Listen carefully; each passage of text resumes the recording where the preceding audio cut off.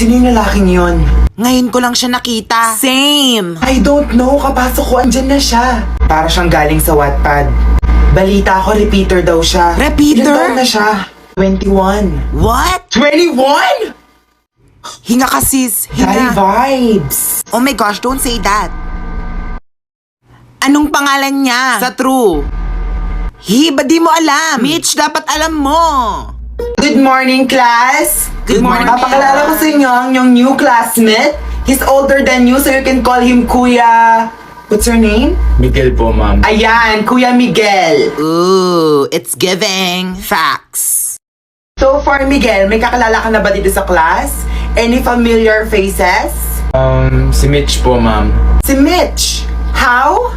Ex-girlfriend ko po siya. Si Ex-girlfriend. Mitch, my ex? Okay. Ano ba to? Si Mitch? Anong nangyayari? Oh my gosh, legit ba? Mitch, ikaw ha? Hindi ako makapaniwala. Panaginip ba to?